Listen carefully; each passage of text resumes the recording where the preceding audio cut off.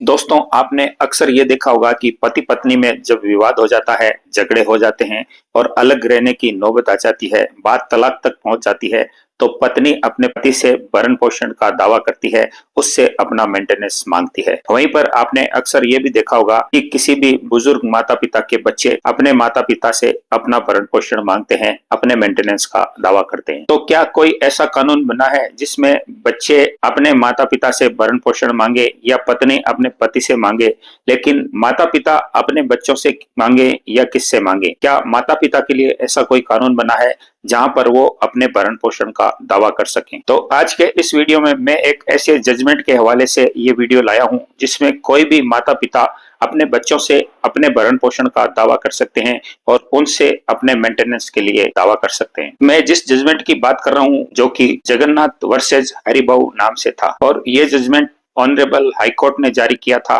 8/7/2022 को। तो सबसे पहले हम इस केस के बारे में जानेंगे कि इस केस में क्या हुआ था, किस तरह से जीरो हुई थी और केस किस तरह से मुकाम पे पहुंचा था। तो इस केस में एक व्यक्ति के 4 बच्चे थे, जिसमें से एक लड़का था और उसके 3 लड़कियां थी। उसकी तीनों लड़कियों की शादी हो चुकी थी। अच्छे तरीके से वो अपना वैवाहिक जीवन अपने घर में व्यतीत कर रही थी। इसमें जो लड़का था वो अपनी वाइफ और मदर के साथ अलग रहता था और उसके पिताजी अपने दूसरे घर में अलग रहते थे। इसमें जो बुजुर्ग पिता थे उनकी अपनी कोई आय नहीं थी और वो वृद्धावस्था में पहुंच चुके थे। वहीं पर उसका बेटा था, वो अच्छी खासी इनकम जनरेट करता था, वो अच्छे खासे पद पे था। ऐसे में वो व्यक्ति यानी कि वो लड़का अपने पिता को किसी भी तरह का कोई पैसा खर्चे के लिए नहीं देता था और वो पिता खर्चे के लिए बहुत ज्यादा परेशान रहता था। तो ऐसे में उस पिता ने एक मजिस्ट्रेट के पास जाकर मेंटेनेंस के लिए पिटीशन डाली और ये पिटीशन सेक्शन 120 सीआरपीसी की धारा के तहत लगाई गई और उसमें उस वृद्ध व्यक्ति ने ये दावा किया कि मुझे मेरे बच्चे से, जो कि अच्छा खासा कमाता है,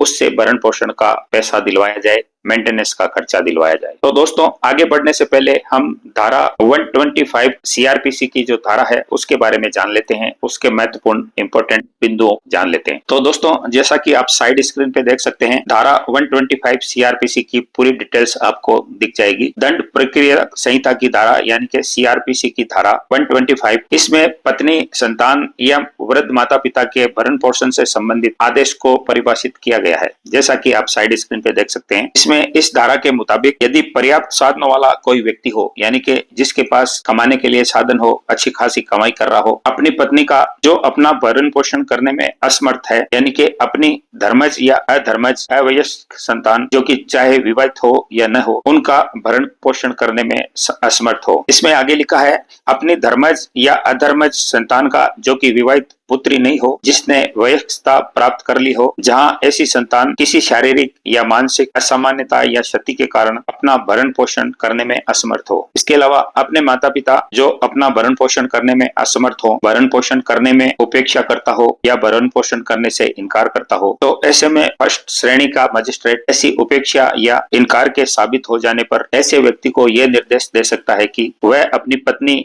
या संतान या माता पिता के भरण पोषण से संबंधित ऐसी कोई मासिक दर तय करे, ऐसा मासिक भुगतान तय करे जिसको कि वो मजिस्ट्रेट सही समझे, ठीक समझे और उसका आदेश प्रदान कराए, और वो मासिक भत्ता उस व्यक्ति को दे जिसको मजिस्ट्रेट करने के लिए देने के लिए अधिकृत करे। तो इस धारा में जो लिखा था वो मैंने आपको पढ़ के सुनाया। इसका विस्तृत विवरण जानने के लिए आप इस धारा की डिटेल्स में जा सकते हैं और इसको गूगल पे या अन्य किसी भी जगह पर जाकर आप पढ़ सकते हैं। अब इसमें मैं आपको सामान्य भाषा में समझा दूं कि कोई भी वाइफ अपने पति से अलग होने के उपरांत उसके लिए वो भरण पोषण का दावा कर सकती है, मेंटेनेंस मांग सकती है। इसके अलावा मदर फादर कैपेबल हैं तो उनके बच्चे जो कि कमाते नहीं हैं और वो खराब स्थिति में हैं, तो वो अपने माता पिता से भरण पोषण का दावा कर सकते हैं। वहीं पर अगर वृद्ध माता पिता हैं और बच्चे कमाते हैं तो फिर वृद्ध माता पिता अपने भरण पोषण के लिए उन बच्चों से क्लेम कर सकते हैं। तो यहाँ पर एक बुजुर्ग व्यक्ति के द्वारा जो पिटीशन मजिस्ट्रेट के सामने लगाई गई थी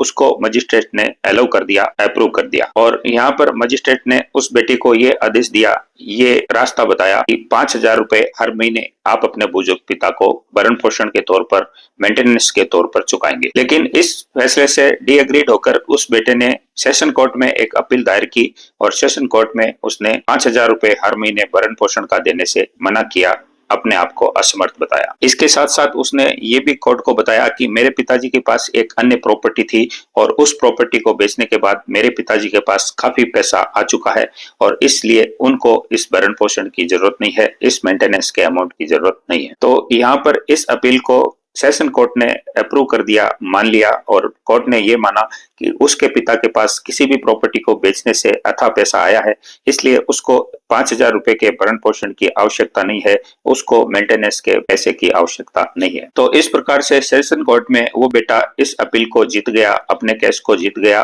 और इसके बाद उसके पिता ने इस फैसले से डी एग्रीड होकर हाईकोर्ट में एक अपील दायर की और माननीय बॉम्बे हाईकोर्ट में काफी आर्गुमेंट हुए, काफी बहसबाजी हुई, कई तरह के तथ्य। उसमें पिता ने बेटे पे यह आरोप लगाया कि वो पति पत्नी आपस में लड़ते रहते हैं, उनके बीच आपसी विवाद रहता है और उस विवाद की वजह से मैं उस बेटे से अलग रहता हूं, वरना मैं उसके साथ रहना चाहता हूं, और अगर मैं अलग रहता हूं तो इसकी वजह से मुझे भरण पोषण दिलवाया जाए, साथ ही मेंटेनेंस का चार्जेस भी दिलवाया जाए। इसके अलावा उसने ये भी बताया कि मेरा इनकम सोर्स दूसरा कोई नहीं है, मेरे पास कमाने खाने के लिए कुछ भी नहीं है, इसलिए मुझे मेरे बेटे से भरण पोषण दिलवाया जाए, मुझे उस बेटे से मेंटेनेंस का पैसा दिलवाया जाए। वहीं बेटे ने वही आरोप दोहराए कि फादर को मेंटेनेंस के भत्ते की जरूरत नहीं है, फादर को किसी भी तरह का पैसे की जरूरत नहीं है, क्योंकि उनके पास ऑलरेडी काफी पैसा है और उन्होंने कोई ऐसी प्रॉपर्टी बेची है, उस प्रॉपर्टी को बेचने के बाद उनके पास पैसे की कोई कमी नहीं है। इसके साथ बेटे ने यह भी कहा कि उस पैसे से ये अपना भरण पोषण कर सकते हैं, इसके अलावा वो हमारे साथ नहीं रहते, अलग रहते हैं,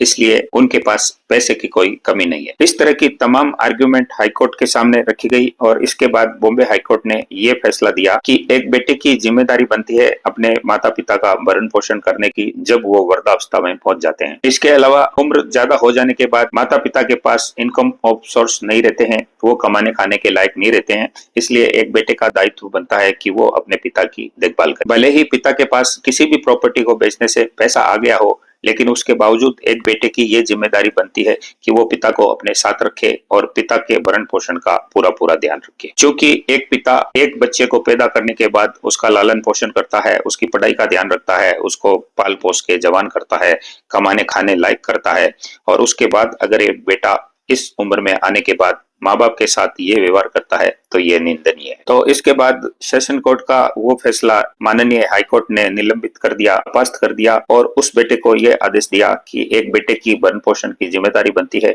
इसलिए वो अपने पिता को हर महीने भरण पोषण का पैसा दे और उनका मेंटेनेंस अदा करे। और इस फैसले को कंटिन्यू रखते हुए उस फादर की जो अपील थी उसको कंटिन्यू रखते हुए ये फैसला सुनाया। तो दोस्तों, इस वीडियो को देखने के बाद आपको ये बात समझ में आ गई होगी कि एक बूढ़े माता पिता अगर अपने आप को वो मेंटेन नहीं कर सकते तो एक बेटे की, एक उसके बच्चे की जिम्मेदारी बनती है कि वो उनका भरण पोषण करे, उनकी देखभाल करे, उनकी दवा दारू का इंतजाम करे, उनके मेंटेनेंस का ख्याल रखे और उनको मेंटेनेंस के रूप में कुछ पैसा समय समय पर अपनी इनकम में से अदा करता रहे, ताकि वो अपनी आजीविका को अच्छे तरीके से चला सकें, मेंटेन कर सकें। दोस्तों, इसके अलावा बुजुर्ग माता पिता के लिए एक सीनियर सिटीजन एक्ट भी बना हुआ है, उसके तहत भी वो बच्चों से भरण पोषण का दावा कर सकते हैं, और अगर उन्होंने कोई संपत्ति किसी बच्चे को दी है तो उस एक्ट के तहत अगर वो बच्चों से खुश नहीं है तो उस संपत्ति को वापस भी प्राप्त कर सकते हैं। तो दोस्तों, इस वीडियो में इतना ही। बने रहिए हमारे साथ, हमारे वीडियो को लाइक जरूर करें, हमारे चैनल को सब्सक्राइब जरूर करें।